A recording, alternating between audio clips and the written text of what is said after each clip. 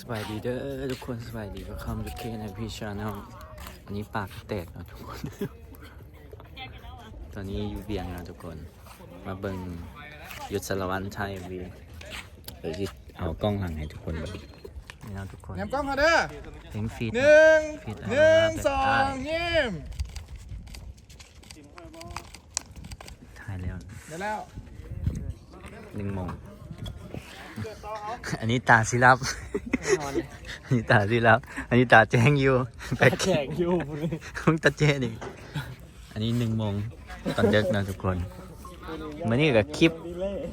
ไดอารี่ชีวิตประจำวันเนาะให้เวลาแบกได้กับยุทธสารวัตรเนาะทุกคนเพลงใหม่อย่าลืมติดตามเด้อทุกคนแล้วพวกเขาให้เป็นสตูต่อเนาะก็เลยมาแว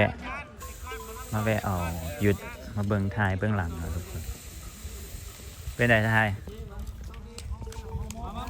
คือมืดครับ เมื่อยแท้ๆพี่น้องเมื่อยแท้ ถ่ายแต่ตอนจังโมงวะ ๆถ่ายแต่6 โมงเช้าเนาะ ตัวมาแต่6 โมงวะ บ่เล่าหันเริ่มถ่าย ป๋อ กล้องนี่ถ่ายที่6 โมงเช้าเพราะว่ามันเป็นเพลงแฮเคยเด้ทุกคนมันเป็นเพลงแฮเคยเฮาต้อง แห่ตอน จำลอง เช้า เหตุการณ์ที่ให้มันคือที่สุดเนาะ อืม เฮาก็ต้องแฮเคยแต่เช้า อ่า ประมาณนั้นก็เลยถ่ายเช้าแน่เฮาก็หยุดก็ถ่ายตั้งแต่11 โมงแม่นจนฮอดจักโมงเลย 1 โมงตอนนี้ 1 โมงเนาะ เมื่อย ไล่ ดิ เนาะ เมื่อยปะ ประมาณ100 กว่าคนมา ร้อยปลายคนแห่เคยวะเขาหากระกับวันหนึงเนี่ยวะ นั่น คลิปฟอน ๆ นะ โอ้ ๆกับเมื่อยอยู่เนาะแต่ก็ แสดงว่าเฮ็ดเป็นงานดองเลยดินี่ แม่น เชี่ย บอกให้เรา เพลงใหม่เนาะเพลงฟีดปะเพลงฟีดเนาะเพลงฟีดปะ เพลงนี้ครับพี่ โอ้ตีเลกาซิตเลยตีเลกาซิตเลย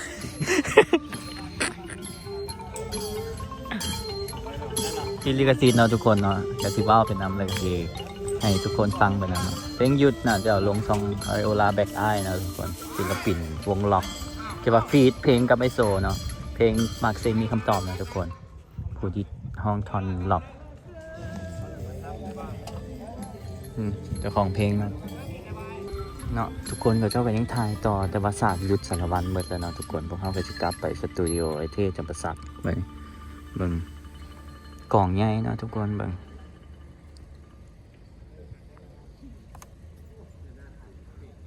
คักได้นี่เพลงนี้ถ้าจำบ่ผิดก็หลายเพลงเนาะเพลงลาวถ่ายอยู่มุมนี่นะทุกคนอันนี้อยู่เซนฟิล่าว่ะแต่ว่าบ่ถือกับซอรี่เนาะทุกคนมันเป็นโฮเทลโรงแรมง่ายดีครับเดี๋ยวจะออกไปก่อนทุกคนกลับมาสตูเลยเนาะทุกคนเบิ่งผัก คือถึกศพมาเลยเนาะแบบมันจะลองเมื่อไหร่นะทุกคนกินยาใส่แล้วก็ทาจะทาลิปเนาะยืนกับมอพักผ่อนอยู่นี่พักผ่อนอยู่เทิงหมดเลยโทรศัพท์ถ่ายนะทุกคนโกโปรมันมืดแน่โอ้อันนี้ก็ชีวิตประจำวันพวกเราเนาะส่วนใหญ่ก็ใช้ชีวิตกลางคืนนี่แหละทุกคนคันบ่ใช้ชีวิตกลางคืนก็บ่มีหมู่ เพราะว่าไอ้น้องเนี่ยอยู่ในเทิงสตูกันทึดๆเนาะนักดนตรีไอ้เท่น่ะแต่มันซุ่มแซวนะมี2 วงนะทุกคนเราอยู่ลงผมมีห้องเนี่ยส่วนใหญ่ยุทธสารวัตรขึ้นมา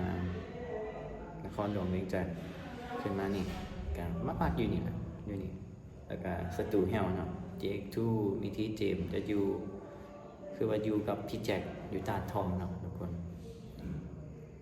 เพราะว่าพี่แจ็คอยู่มันจะเป็นห้องอยู่เลย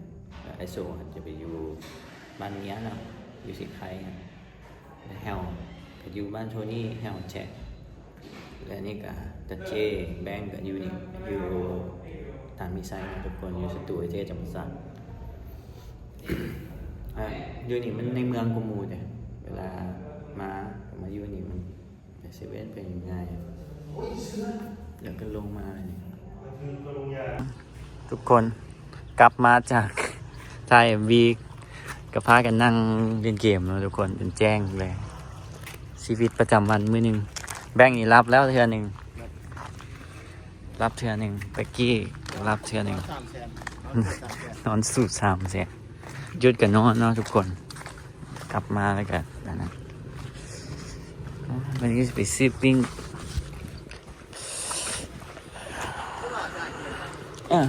มันเย็นอย่างนี้ตอนนี้ซื้อปิ้งไก่พวกเบิ่งว่าแขกมาลายเนาะ จอดรถหนึ่งตึกแล้วเจ๊ก็มานะทุกคนว่าหยุดนอนอ่ะพวกเขาซื้อข้าวโลนึงเองกับปิ้งมื้อนี้เป็นวันจันทร์เนาะจะกินทีนี้7:38แล้วสตูกันย่างมาแป๊บเดียวทุกคนมือหนึ่งกับประมาณเนี่ยนะทุกคนวันนี้รถติดเนี่ยนี่โรงเรียนอยู่หันครับโรงเรียนต่างวิสัยนี่เช้าวันจันทร์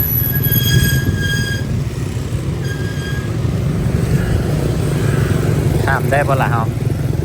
ต้องซื้อซีเลย เอาซีใหม่ ไม่เนาะปิ้งหมูค่ะ เอาหน้าใหม่กันถ้าเอาข้าวซ้ำมาแล้ว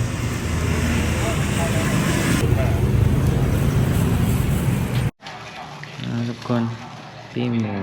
แต่ปิ้งหมูใหม่ได้เนี่ยมีเท้าเป็ดอีกกับเจียวเขาบ้าม อันนี้เขาใหม่ เจียวเขา ก็ บ้าม ยุ่งไว้ดิ จงไว้ให้หยุดเจ้าไหนมันหยุดลงมา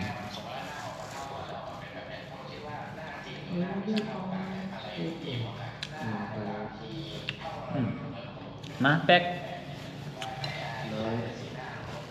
หยุดเลย หยุดเหล้าจะน้อยเหล้าหลุดมากินก่อนเลย ก่อน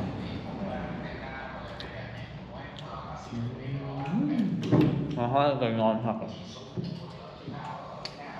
ว่าแต่แรกที่เห็นอย่างไรจะยิ้มหน่อยนึง อยู่ยังนอนน้ำแห้ง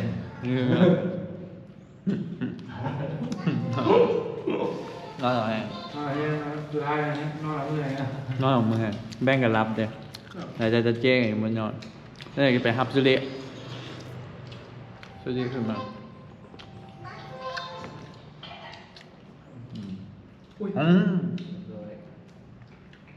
มันไม่ใครเห็น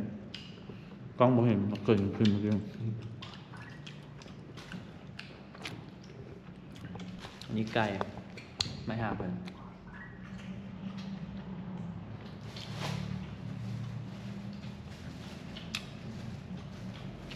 ของกินบ่อื่นเนาะพี่น้องมีข้าวเปียกมีข้าวจีปาเต้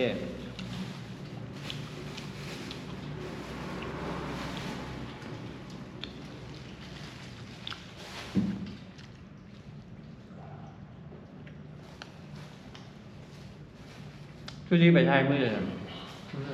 มื้อนี้เลย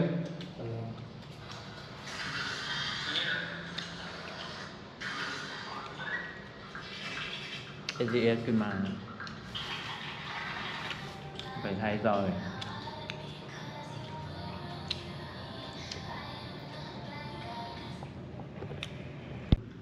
มูปิงตอนว่าจะว่าสูตรหวานเป็นตัวนี้ตัวจ้าตัวนี้ ไม่แบบ หมูปิ้งอ๋ออันนี้ปิ้งหมูปิดอิ่มแล้วทุกคนแต่เจ๊กับถ่าไปครับสุรีเลยบอกสุรีมาแต่สวรรค์ แบง ตัวเคยป่ะขี่ยนต์มานี่ บอก จังนาทีวะ 30 นาที 30 นาทีวันนี้8 โมงแล้วทุกคนมื้อหนึ่งกับประมาณนี้ ตอนแรกแฟนเจ้าสุริเปิดได้ จะสองสุรีไป6 โมง 4 โมง ไป4 โมงจะตื่นเพราะตอนนี้8 โมงเลยเดี๋ยวจังไงก็กลับแล้วให้ช่วง8 โมงรถหลายทุกคนไม่ได้เพลงใหม่เมื่อไหร่ปล่อย อื่น ซื้อเพลง แม่คนไทย แม่คนไทยลงซองตาเจ แม่ ออฟฟิเชียล บางหลายเด้อ สปอยไหมสปอยเองไหม ไหนล่ะจะบ่อยจะบ่อย จะปล่อยทายแล้วเบื้องหลังเลยจะมืออื่นปล่อยนะทุกคนวันที่ 1แบบว่า จะโมง 4 โมง 4 โมง4-5 โมงนะทุกคน มื้ออื่น นี่ก็อิ่มจังไงกันกลับนะทุกคน 8 โมงไป8มื้อหนึ่งกันประมาณนี้แหละ ตอนแรกก็มานะมานั่งชิวอยู่นี่แล้วก็แฮงเอาท์กันพากันซุ่มแซวกันนะทุกคน แจ้งมาแล้วก็กลับ ตอนแรกก็คิดว่าแม่นวันอาทิตย์เนี่ยมื้อนี้คือเลยก็มันสิออกไปแล้วโอ้รถติดก็เลยโอเคกินข้าวก่อนจึงกลับ หยุดกันยังนอนบ่ตื่น เบิ่งปาก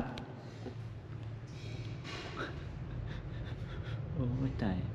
ปากแตงนะทุกคนโกก็เชี่ยวแม่ตอนนี้มันยังลายอยู่ ประมาณปลาย15 ปลาย15 ออกไปกลับ ทุกคนคลิปนี้กับมื้อหนึ่งเนาะมื้อหนึ่งกับชีวิตของเคไอพี่กับประมาณนี้แหละทุกคนเบื่อเนาะทุกคนบ๊ายบายเจอกันคลิปหน้านะทุกคนตอนแรกว่าจะไปหับสุริแต่บ่ไหวเนาะไปหับนำบ่ได้อยากนอนเดี๋ยวก็สิกลับแล้วบ๊ายบาย